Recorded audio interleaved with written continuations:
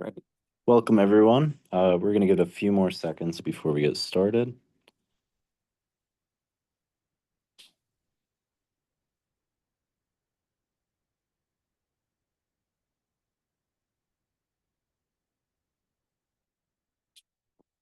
All right. Good afternoon, everyone, and thank you for joining us today for a National Jeweler Supplier Spotlight webinar series. Today's webinar is going to be presented by GIA. Before I turn it over to GIA to get the webinar started, I just wanted to let everyone know if you have any questions throughout the webinar, you can type it in the Zoom Q&A box. Also, today's session is being recorded and it will be available on National Jeweler's website by Friday. And now I'll turn it over to GIA. All right, thanks for the introduction. Let me share my slides real quick.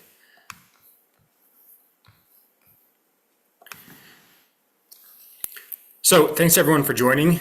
Really glad to be here, honored to be presenting about field gemology today. My name is Dr. Aaron Palke. I'm a senior manager of colorstone research at the Gemological Institute of America. I'm based in Carlsbad. Been here for about 10 years by now. So I'm actually really jazzed to be talking about this topic today. It's really timely because just recently, last summer, GIA was able to launch its 100th field expedition. So we've been all over the world, many different places. The last one, the 100th one, was to Tanzania and Kenya. The guys were collecting. I unfortunately was not able to join that one. I've been on a lot of the other ones from way back in the day. The guys were going to Tanzania and Kenya to collect tsavorite, garnet, and sapphires and spinels. So they went to the tsavorite deposits in Kenya. They hit up some of the sapphire deposits, including Garbatula and Sangia, and also collected a bunch of spinels, especially fancy colored spinels, which are pretty popular these days. But we've been to 21 countries in those 100 expeditions so far, on 6 continents, so everywhere from South America to Russia, Australia, even in the United States, domestically for the sapphire mines, up to Greenland, East Africa, and all over Southeast Asia as well. I'm going to be talking today a little bit about why we do field gemology, what field gemology really is, and then I'm going to go over a few of the kind of more interesting expeditions we've gone on, give you a kind of like a behind the scenes look of what we do.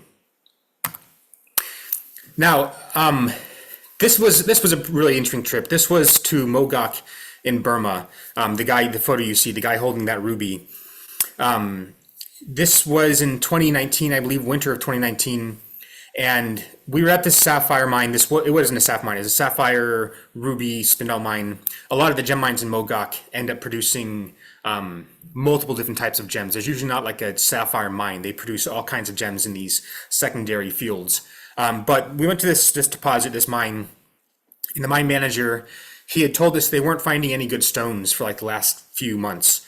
He was really kind of downhearted.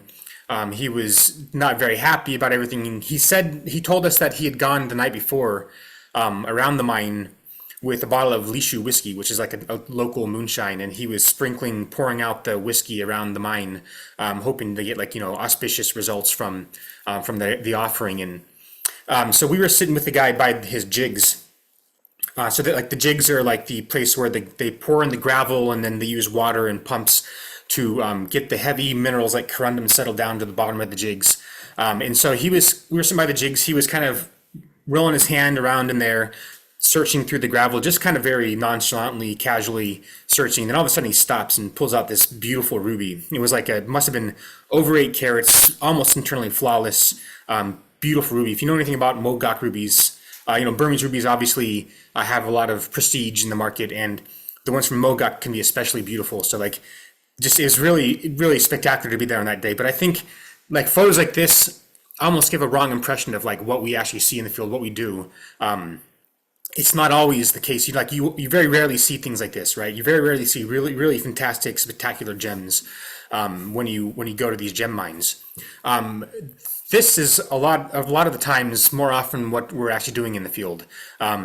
And this isn't actually necessarily the most typical example, but this was in 2017 in Greenland. We went up to the ruby mine in Greenland, which was then starting to produce more material. They were starting to industrialize the mine more. They were bringing in a lot of equipment and guys. There's a lot of investment in the ruby mine in Greenland at the time, so we felt it was necessary for us to go there and get samples and see what was going on. So it was partly like a fact-finding mission and also a sample collection mission.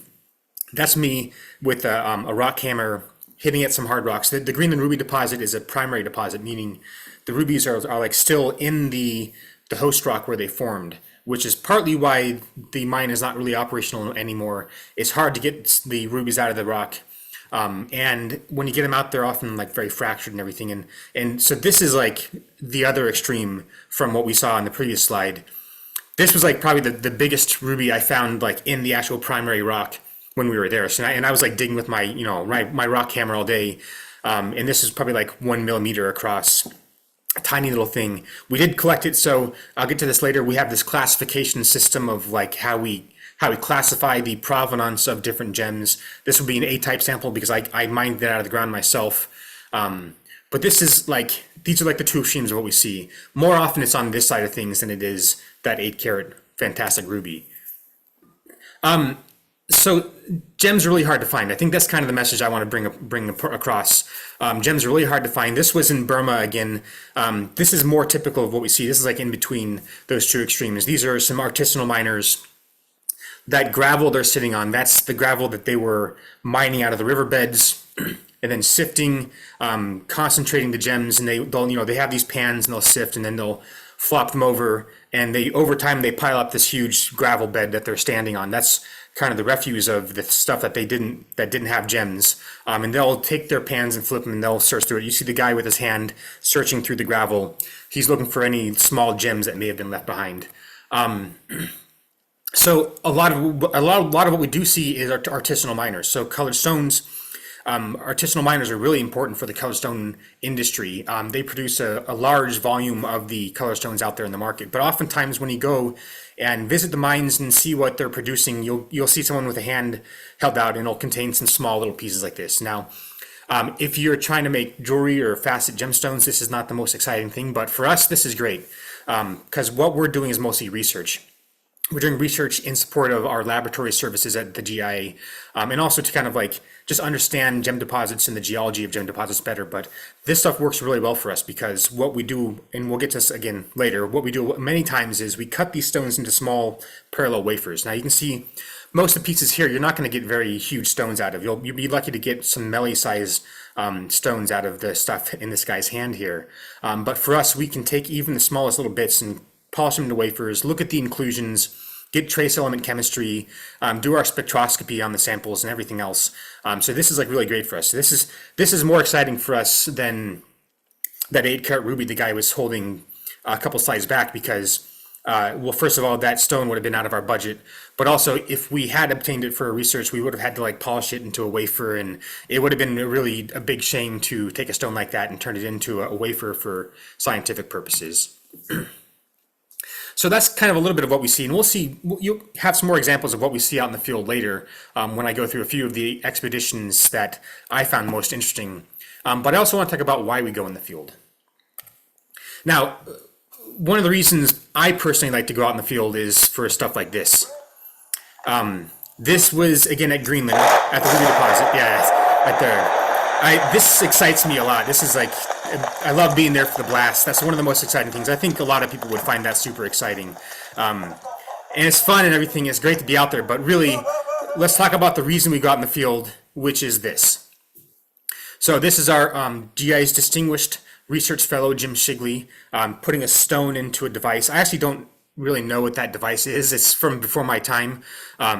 But Jim's doing an experiment. He's doing some research. He's got his stone he's putting into that instrument.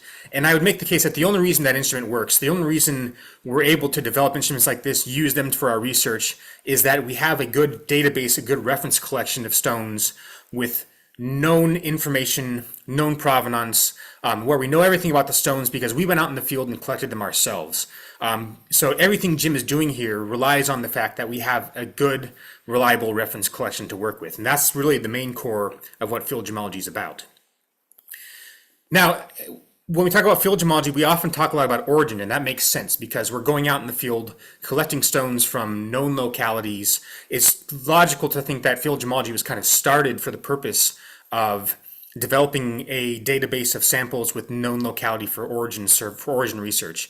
But really, I was told in the beginning, field gemology was not really developed purely for origin research. It was actually just for fundamental research. So we had multiple researchers doing stuff with colored stones in the lab at GIA, and they needed samples. They needed samples, and they knew what kind of samples they needed in terms of like the characteristics. Maybe it was something about the chemistry, or something about the color of the stone, or maybe they needed a stone from a certain deposit for some kind of research project. But it wasn't necessarily only for origin research. And so one of the examples of this is one of our consultants, John Emmett, was working with us for several decades, and he needed some sapphires. He told the field gemology department, go out to this locality and bring me back some sapphires for the research I'm doing. He was doing a lot of work on chromophores and corundum, so understanding the causes of color in corundum, and also just understanding like the basic defects of corundum, gem, sapphire, and ruby, which is really important not only for origin, but also for things like heat treatment experiments. So identifying treatments in the laboratory, how do we look at these defects we get in the spectroscopy and know if the stone has been treated or not. These were all very basic fundamental questions that were being asked, and that the field gemology department was tasked with supporting. That being said, really one of the main focuses of origin of the field gemology department these days is geographic origin. I'm showing here the cover of the winter 2019 issue of Gems and Gemology. This was a issue of Gems and Gemology entirely devoted to the issue of geographic origin. So every article in this issue was about geographic origin. We went through all the details of how we do geographic origin for ruby, sapphire, emerald, alexandrite, and pyrite tourmaline. And the only reason we were able to publish something like this is that we have this exhaustive database, this exhaustive collection of reference samples at our hands that we can turn to at any point in time, get information on it, compare stones from different deposits, look at all the data, and really advance the research of geographic origin determination. And so that's really one of the main focuses these days of the field gemology department. Now, since a lot of this is going to be about origin, I want to kind of take a step back and ask the question of why are we even concerned about origin? And I think we have to look at the way origin kind of sprung up in the first place. So I'm going to talk about the beginnings of geographic origin determination for colored stones. And so I'm going to turn to this article back in the spring 1940 issue of Gems and Gemology, written by Dr. Edward Gubelin. And it's entitled The Differences Between Burma and Siam Rubies. So Siam meaning Thailand, Cambodia, what we would call Thailand and Cambodia these days. And this is one of the really first fundamental research papers about geographic origin that at least I'm aware of.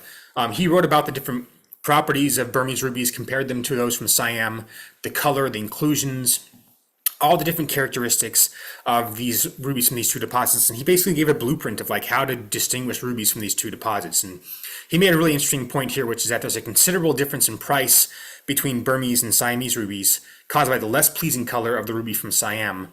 The latter is usually brownish orange and of lower intensity. So he was making the case that origin is really kind of like a proxy for quality in the gem trade. And so, you can agree with that or disagree with that these days, but this is kind of the kernel of the origin of why we care about where our stones come from. It may not necessarily be the case today that it's a proxy for quality, but this is where it all started, and everything evolved from there, and it's still a major issue in the colored stone industry these days.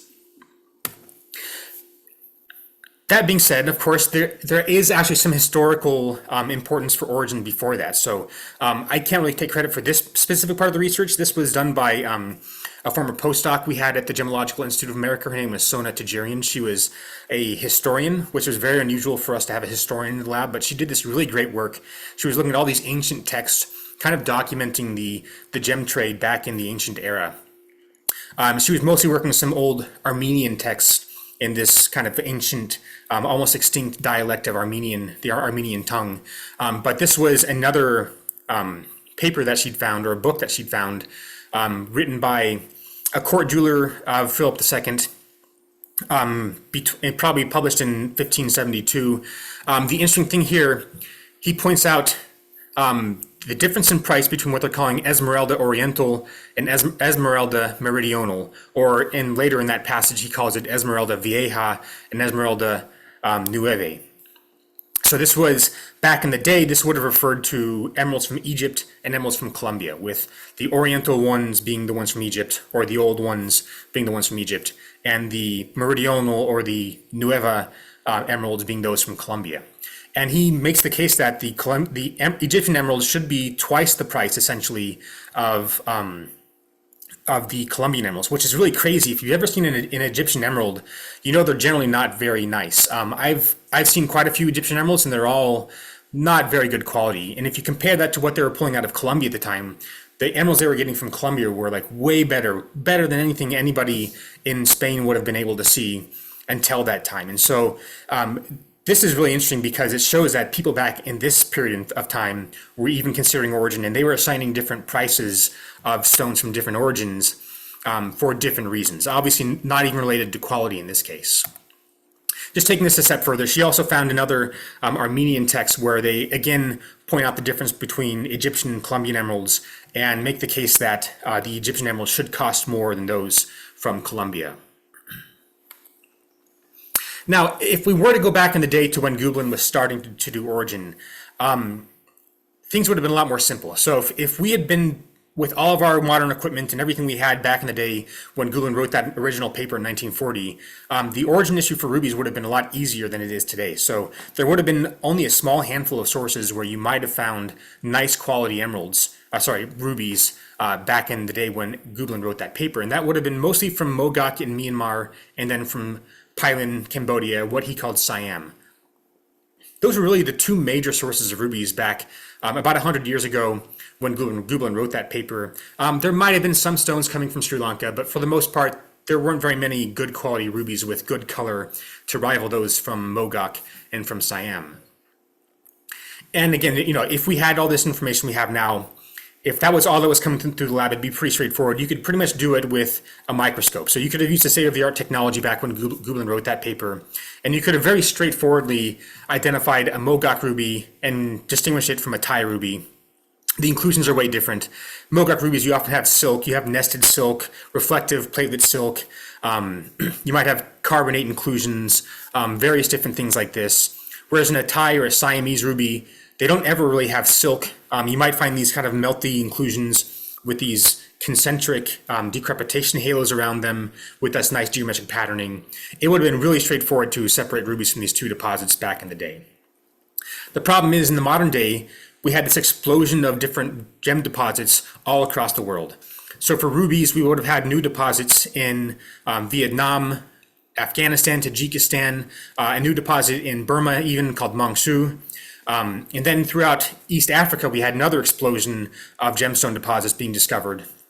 As the population exploded, as the price of gem materials went up, people were scratching around the earth, looking in various different places for new deposits of gemstones. And they found a ton of them in East Africa with a lot of really nice rubies in many cases, especially those from Mozambique and Madagascar. We're producing these days some very exceptional quality rubies.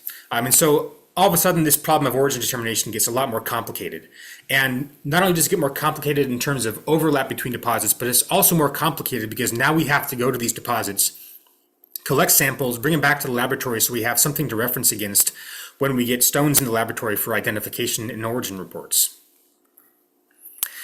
And it's not only even in the last 20, 30, 40 years that we've had these problems. So I put this example here. This is an example of emerald data that we use for our origin services. This is actually an example from about 10 years ago, a plot that we use. These are various different trace elements. So these are elements that are present in the emerald that don't really necessarily belong in the emerald, but they're there, and they are kind of can in many cases prove to be like a fingerprint of stones from different deposits. So what we'll look at is we'll look at various trace elements like vanadium and chromium, and ideally, because the geology is slightly different in a place like Colombia than it is from Zambia, you're going to have a much different, ideally, fingerprint geologically that imparts this chemical difference between the stones from these two deposits. And so I only bring this up to make the point that about 10 years ago, we had about 5 origins for emeralds on the plots. So we only really had a good reference collection of data for about 5 deposits about 10 years ago. And then fast forward to the modern day, this is something from more recently. This is an updated version of our emerald origin plots. We're looking at different trace elements, iron and rubidium, and we've got about 20 deposits on this list now. So we've increased the number of stones we have references for. We've increased the data we have, and a lot of that's because we were going out in the field to these places like Madagascar, Ethiopia, and Russia, and all these other various places to get new reference data for these plots, so that we have more origins to consider and we're more accurate when we're making our origin calls in the laboratory. Now we can also look at inclusions. So from what we know kind of historically, looking at the major sapphire deposits like Burma, Sri Lanka, and Madagascar, they often have these kind of like distinctive, somewhat diagnostic type inclusions. So for Burma, you might have straw-like nested silk, arrowhead silk, and twinning. Sri Lanka sapphires might have long, slender silk, these kind of rectilinear fingerprints. Oftentimes you get these carbon dioxide negative filled crystals. Madagascar might more commonly have like banded milky clouds, these weird geometric patterns to the stones, and etched tubes and graining. But as we're collecting stones, like we've been out to all these places various times throughout the past 10, 20 years, we started collecting more samples and finding that there's actually a lot of overlap in the inclusion scenes in some cases between these deposits. So like that twinning that I said was kind of more distinctive of Burma can also be seen in Madagascar. Those rectilinear fingerprints that is more distinctive of Sri Lanka can be found in Madagascar sometimes. And that kind of, those banded milky clouds that I was saying is more distinctive of Madagascar can also be seen in places like Sri Lanka as well. So we have these problems of overlap, and what we need to do is collect more and more stones so that we can find kind of like statistical patterns between the properties of stones, of sapphires, rubies, and emeralds from these different deposits when there's overlap in the things that we would traditionally use to ascertain their origin. So that's where building the collection comes in. The only way we can approach this problem scientifically, is to build up this reference collection. And it has to be as reliable as possible. We have to have stones with the best provenance possible from multiple different sources, and we have to have as many stones as possible too. So here's an example of what we actually do in the field. We go out to an artisanal miner. He has a handful of stones. We purchase those stones from that guy. We have them in our hand, and we put them in a bag, and we fill out one of these field papers. So these field papers are the first place where we document this information. All this provenance information that we have in our databases starts in the field when we fill out one of these field papers. It has stuff like the stone information, so what kind of stones are they, the locality information, mining area, the mine itself, the area, the region, the country. We put GPS coordinates in there, and we put the buying conditions. So we make a note of who the stones were bought from, how much was paid for the stones, and so on and so forth. And we put the field expedition at the top, the bag number, and the acquisition date as well. Now, I want to point out one important piece of information here, which is this code. This one is a code of D. This is our classification scheme for giving an idea of how reliable the different stones in our collection are. So it goes from, starts at A-type samples. A-type samples are like the most ideal kind of samples we can get. The only problem is they're really hard to get. So an A-type sample was mined by the gemologist himself. So that little ruby I showed in the beginning, that small little grain in that rock that I actually was able to hammer out of the rock and bring back to the lab, that would be an A-type sample. But again, I made the point at the beginning of this talk that gems are really hard to find. So it's not always possible to get A-type samples. You're not always present at the mine when a stone is coming out of the ground, or when you are able to pull a stone out of the ground yourself. So this A-type samples are relatively underrepresented in our reference collection. What you might see more often are B-type samples. So these guys, actually, I showed a photo of these guys at the beginning as well. These were the guys who were standing over their pile of gravel after they'd flipped one of their pans. You can see the guys, he's actually doing the panning motion now. So he's getting this gravel out of the river, trying to get all the dirt out of it, kind of concentrate the gravel and the heavy stuff at the center of his pan. So when we see a guy like this, we watch him flip his pan over, and we see the gems at the center of what he flipped over, the gravel. And we have a really good idea that the stones actually came from this deposit because we saw him doing the mining himself. So this is pretty reliable as well. This is very, very reliable actually. So a lot of the samples we have are B-type samples because we follow these artisanal miners around and watch them do their work and try to collect samples directly from the miners as much as possible. The next is C-type. So this is where the stone was collected at the mine, but we didn't actually witness the mining. So this is my colleague Wim Vertriest at the Montepuez ruby mine in Mozambique. He's collecting samples that were produced by the miner. They had their inventory and they brought it out for us to analyze and sample and choose what stones we wanted and which ones we didn't want. So this is the next step of reliability. It's not as good as watching the mine stones come out of the ground themselves, but it's still pretty reliable because it's unlikely that you would get a bunch of rubies from a different deposit brought into, especially a major mining operation like you see at the ruby deposit in Mozambique. Now, next is a stone that was collected from a miner, but not at the mine itself. So this is a D-type sample. This is an example of in Mogok again, where we met this biker. He's a miner, so he has his mining claim or his area where he mines, and he's on his way home, but he stops and sees this and stops and shows us the stones that he's collected over the day. So it's in the region where the stone is produced. It's in the country, in a local area, proximal to the mine, but we didn't actually see the guy produce the stones himself. We kind of have to take him at his word that these were stones that he mined that day, and we purchased the stones from him in that case. So this is a D-type sample. Next is an E-type sample. So this is one step removed from the mine again. So this is where the stone was collected from a secondary source close to the mine. So you're still in the country, in the city, nearby where the mining activity is happening, but you didn't actually see the stones produced, and the stones have actually been sold to somebody else. So the miner sold the stones to somebody else, and you're buying in like a secondary market. This is fairly common. It's one of the best ways to get large volumes of stones, especially stones with higher quality we are interested in the laboratory. So again, this is Wim checking out some production of gemstones in Lukien. These are mostly spinels that he's being shown in Lukien at a secondary market. Next are F-type samples. So F-type samples are stones that are collected from a secondary source in the international market. So you're no longer even in the country where the stones are produced, but you're being sold stones that are represented as having come from a certain origin. So this is Wim again buying Madagascar sapphires in Burrawala in Sri Lanka. And while this is not the ideal way to produce a collection with reliable information, it is a good way to get large volumes of stones and to get stones with the quality and the properties that you desire for your research. So once we collect all these stones, we're out in the field, we come back. Being on the field is fun. You get to see the explosions and the big equipment and everything and lots of gemstones and explore different cultures, but the real work happens when we get back to the lab. So everything has to be properly cataloged. All that information we collected about the field expedition on those field papers goes onto the database, and then we start selecting stones from the different parcels that we purchased, and stones get individually cataloged with control numbers.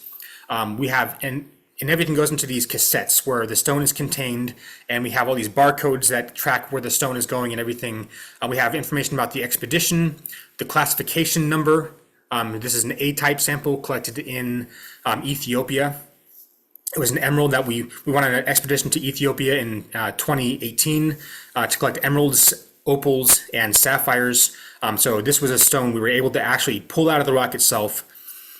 So it's the most reliable sample we can possibly get. It has information about the data that's been collected. So this is all the various things that we're going to do to the stone: UV-Vis, XRF, ICP, FTR, and Raman, so different spectroscopies and trace element chemistry analyses. It has information about where the stone is stored, so we can easily go back and find it and put it back in its proper place. The material ID, the name of the gemologist who collected the sample, GPS coordinates, location, so information about the location where the stone came from, so on and so forth.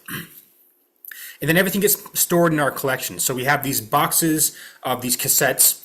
We have over 20,000 samples currently, over 1 million carats of gem rough. Not everything's necessarily been cataloged in individual cassettes, but we have this huge inventory of stones from the 100 expeditions we've launched over the years. A lot of it's being stored in Bangkok. We have another portion of the collection being stored in Carlsbad as well. And so once we get those stones cataloged, we have them in the cassette, we're confident that they're going to be tracked, logged, and taken care of. Most of the samples we'll be working with will be polished. And again, I kind of mentioned this at the beginning, we polish them into these parallel wafers. We mostly use these gem faceting machines with little table adapters, and we dop the stone onto a dop and prepare windows. And this is really important for a couple reasons. The spectroscopy we do on these samples really requires nice parallel windows to be polished into the samples. Spectroscopy is actually pretty hard on faceted gemstones because they don't really transmit light in a linear way, which is really what we need for a lot of the spectroscopy we do. But these windows also help us to look at the inclusions in stones. So all the fantastic photomicrographs of inclusions in stones that we show you guys are done on these parallel polished windows. But also these windows are important for getting trace element chemistry analysis. It's much better to have a polished window to analyze the chemistry of the stone in the inside of the stone by making these polished windows. And then finally, all the data we collect gets uploaded into our databases, which are accessible by all of GIA gemologists across 5 identification labs around the world. Each expedition adds new stones to this database. We put all the information, the photos, the spectroscopy, the chemistry, all goes into this database, so that the gemologists who are actually making calls, origin calls on the ground, can reference this collection. If they think they might be looking at a Burmese ruby, they can go and look at photomicrographs of Burmese rubies. If they think they're looking at a Colombian emerald, they can look at photomicrographs of Colombian emeralds, look at the spectra, look at the chemistry, and make sure that everything's consistent and is matching up with what they're seeing in the database with the stone that they're actually working on for an identification origin report. Now, just as a little bit of a side note, one kind of additional benefit of the field gemology department is that we have all this ability to go out and document the gem trade. So we almost always bring a camera guy with us when we go out in the field, and the camera guy will kind of document what we're doing, but also document the mining operations, creating interviews with miners and gem industry people, and just capturing different aspects of the gem trade from the miners' perspective of traders, manufacturers, people involved in the governments, people who are dealing with jewelry, the end clients. Everything that we go out in the field to do, to observe, is collected and is documented by our camera guy, with the intent eventually to produce some kind of a video or article that will kind of documents the gem trade in these different regions around the world. So that's kind of an overview of what field gemology is and why we have this field gemology department. I'm going to go over a few of the expeditions we've launched over the last few years, the ones that I kind of think are more interesting and more exciting. The first one is to the Apalutak ruby deposit in Greenland. This is a view. We came in on a helicopter. It's very hard to get to this locality. You either have to get a helicopter in or go on a boat, like a 6-hour boat ride, to get to the deposit. And it was this very remote work camp out there in the middle of nowhere in Greenland. The Greenland rubies had actually been known for several decades. So early kind of geological explorers who were going from the Danish Geological Survey had found these ruby deposits. They didn't really make much of it at the time. They weren't really looking for gemstones. So nothing really happened with that deposit until some serious interest began kind of accruing in the early 2000s, with some serious mining efforts kind of starting to take place around 2016. So they put in this huge investment in this deposit to get workers in, to get equipment, to get this state-of-the-art processing plant. You see in the photo there behind the heavy equipment is this building. The red building was their processing facility where they were grinding up the rock and using optical sorters and density separation to get the rubies out of the host rock. And they did produce some nicer stones, but the problem was that a lot of the material seen was kind of mostly cabochon quality, usually requiring treatment. So they would either treat it with flux, so flux heating, so that they get into the fractures in the stones and kind of partially heal the fractures and improve the appearance of the stones, or with lead glass filling.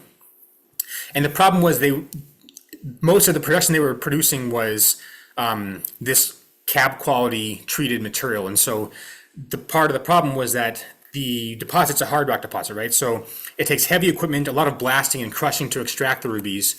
And so while some nicer stones were produced, most of it was this lower quality, heavily treated material. And so they had a hard time turning a profit on the deposit. And so it actually ended up shutting down sometime last year.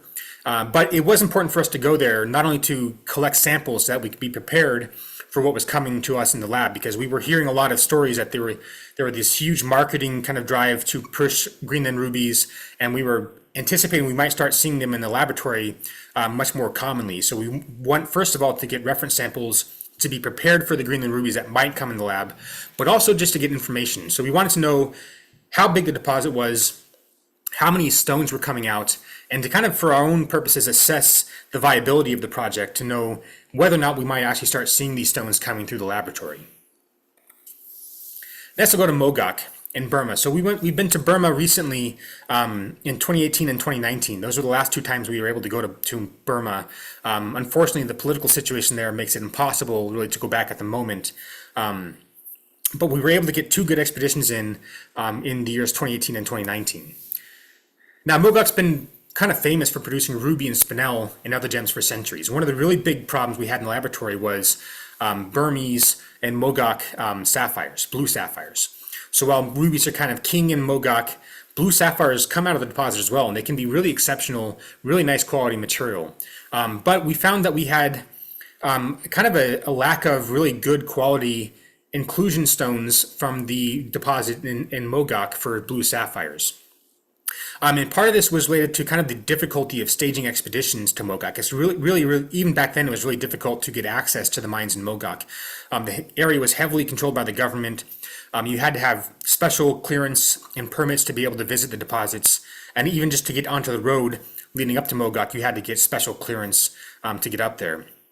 And so for a long time, these Burmese sapphires with good inclusion scenes were kind of underrepresented in the reference collection. And so one of the main reasons we went was to look for nice blue sapphires. And also we went to kind of document the mining operations, see what's going on. So you have everything in Mogok, from these kind of more industrialized operations where they're using hydraulicking, heavy equipment to get stones out of the ground. This is a view of one of the jigs that I kind of mentioned earlier. You can see the action of the water. They have these pumps below that are pushing the water up, causing the gravel in these jigs to move around, allowing the heavier stuff to settle down into the bottom of the jigs. You know, everything from that, from the kind of more industrialized operations to these kind of more nail-biting operations, I guess I would say. These artisanal operations that look relatively hairy. So these are some guys out, like these guys are way out in the hills.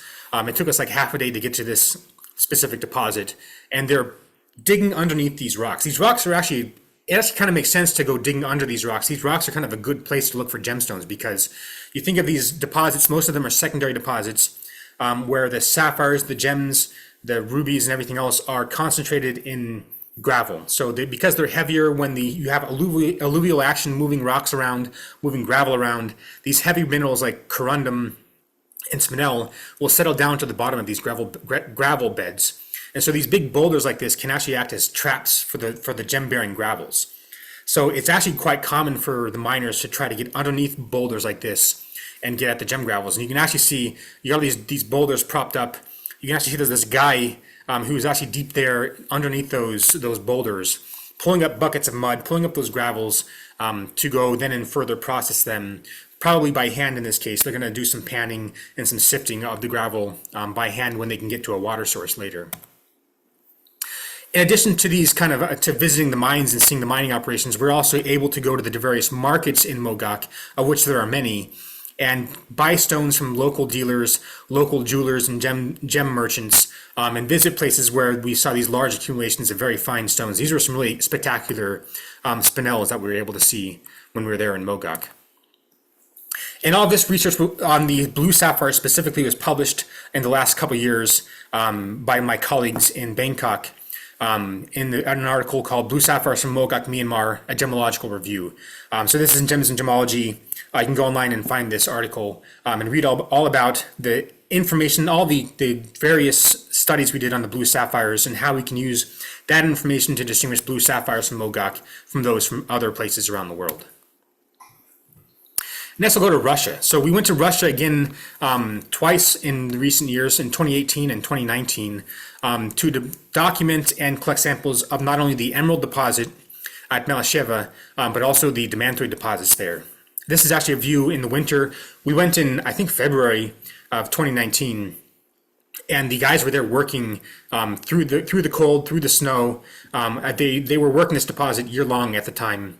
I think they haven't been doing much recently, but they were pulling demantoid out of this deposit, working all year round throughout the cold and everything. The main reason to go was for the emeralds, though. So emeralds have actually been mined in Russia since the 1800s. The production nearly stopped with the Soviets. It's actually kind of, I think, somewhat not well known that Russia was actually one of the biggest producers of emeralds in the late 19th century and into the early 20th century. rivaling even Colombia. And then again, later in the Soviet period, when they realized that they needed some cash and they could mine emeralds and sell them on the international market for cash, the deposit started coming online again. So in the 80s, the Russian deposit was actually one of the biggest producers of emeralds as well, in terms of the overall volume being produced. And I think at the time, not much was really known about that because there was a stigma against and trade barriers against bringing Russian emeralds into the market. So probably a lot of these Russian emeralds were sold with some other origin as their provenance. It's actually kind of interesting. During the Soviet period, they were mining the deposit as a source of beryllium. So they were taking all these emeralds more or less and just crushing them up and turning them into beryllium metal, which was used for special lightweight alloys for tanks and for certain nuclear applications. So what we knew was that the deposit is really big. There is potential for a lot of stones to come out of this. And so in the early 2000s, a Canadian venture went in and tried to revitalize the mine. They were eventually kicked out of the mine, and the Russian government kind of took over the mining operations. And we'd heard these rumors that they were starting a huge new ramp up of production. They were trying to get a lot of emeralds out of the deposit and onto the market. And so we needed to know how much was coming out, and we needed to get good reference samples so we could add to the database of information we had already about Russian emeralds. Before we get to the emeralds, though, this was, again, the demantoid mine, a hard rock deposit, which a lot of demantoid mines actually are. There's most of the demantoid coming out of the ground, and we'll get to the one in Madagascar in a little bit here, is coming out of hard rock deposits, which makes it really difficult to get a lot of demantoid out there on the market.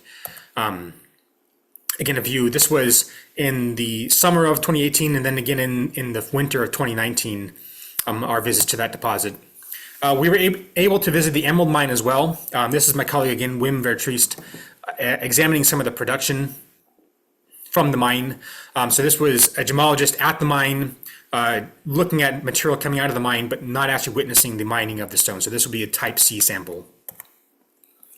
And with the data we collected, with the samples we collected, we were able to document the inclusions, get good trace element chemistry, and compare that with other stones. One of the major kind of areas of overlap we see in the lab with emeralds is between Russian and Zambian emeralds. They actually tend to have very similar trace element chemistry in many cases. And so there's kind of this overlap in trace element chemistry between Russian and Zambian emeralds.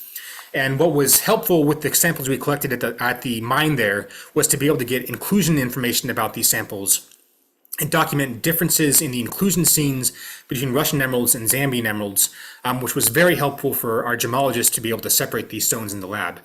And this was all published somewhat recently in issue 44 of the In Color magazine in fall 2019, in an article called The Russian Emerald Saga, the Mariinsky Priisk Mine.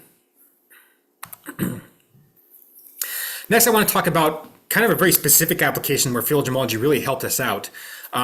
We started seeing these stones in the lab, these basalt-related sapphires that had trace element chemistry that was unlike anything else that we had in our reference database.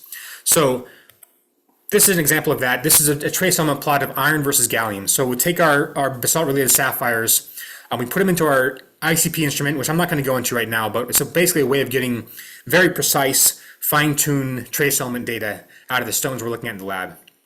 You can see the various sources we have. This stone, these red dots here, were an unknown stone that was plotting outside of all the other ranges of trace element chemistry for known basalt-related sapphires. So we suspected this must be some new deposit or some old deposit that we didn't have data for. And so my colleague Wim, again, in Bangkok, because he's close to some of the sapphire mines in Thailand, was able to go to this deposit called Kanchanaburi in April 2017. So Kanchanaburi was actually one of the older deposits that was worked for sapphires back in the day. The more important one these days is Chantaburi, which is in a geographically distinct place from Kanchanaburi. But everyone had kind of supposed or suspected that the sapphire mining had kind of stopped in Kanchanaburi. They often talk about gem deposits kind of being played out, that they don't produce anymore. There's no more stones coming out of the ground. But he was able to go to this mining operation and see that there was actually quite a lot of activity going on. I think they were actually running it as a gravel operation and producing sapphires kind of on the side. Since they were already producing the gravel and the sapphires were mixed in with that gravel, they decided to kind of separate the sapphires out and put them onto the market. And so that's kind of shown here. This is a video, some drone footage of some of the mining operations in Chantaburi.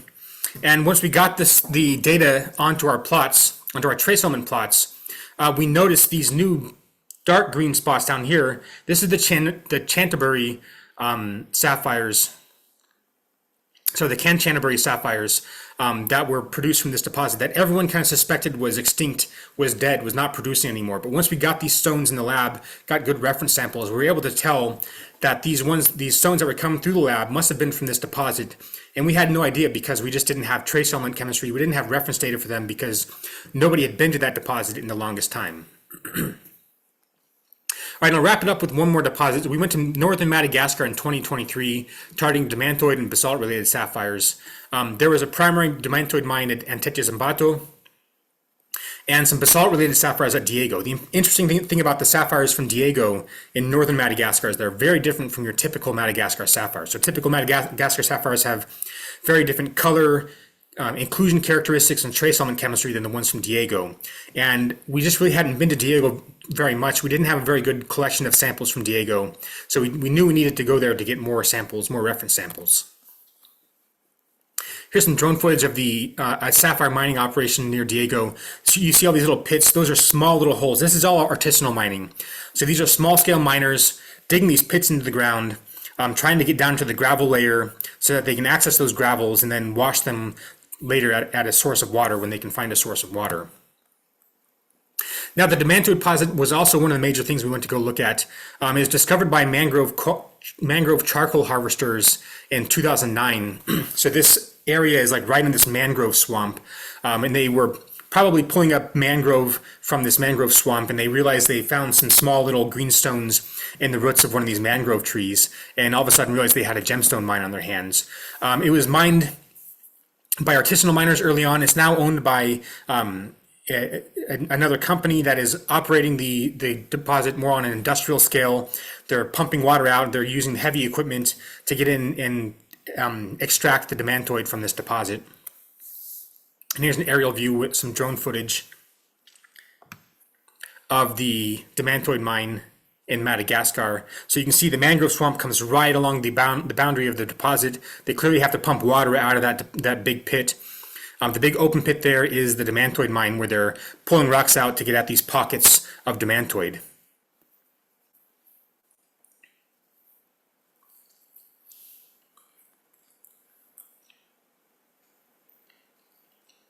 So you see there's not any mining activity going on at the moment. This was a day off for the miners.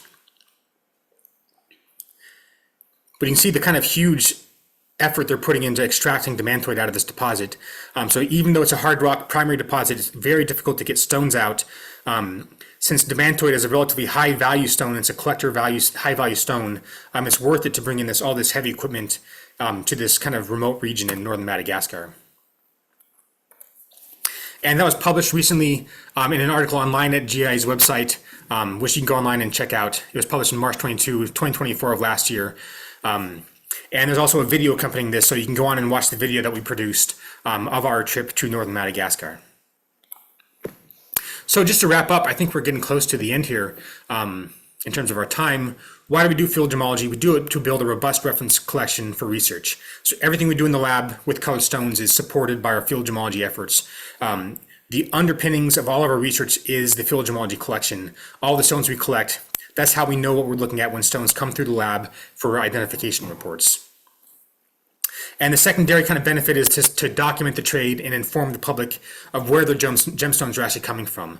So we put up all these videos and articles for anyone in the public to go online and understand a little bit more about the colored gemstone market and where the stones that they're buying are coming from.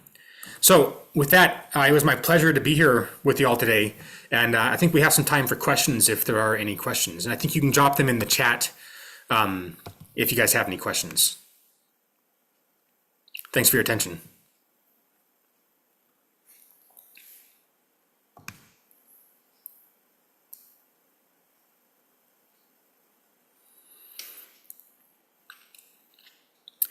I'll give it a couple minutes if anyone wants to drop questions, and if not, then I'll cut everyone loose.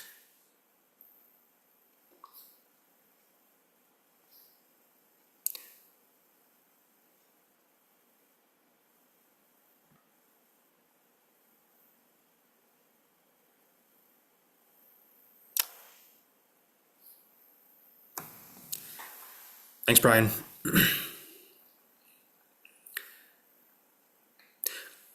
All right, well, I don't see any questions popping up, so I'm going to go ahead and cut everyone loose. So thanks for everyone for coming. This will be the end of the presentation, and stay tuned for the next National Jeweler webinar. Thanks, everyone.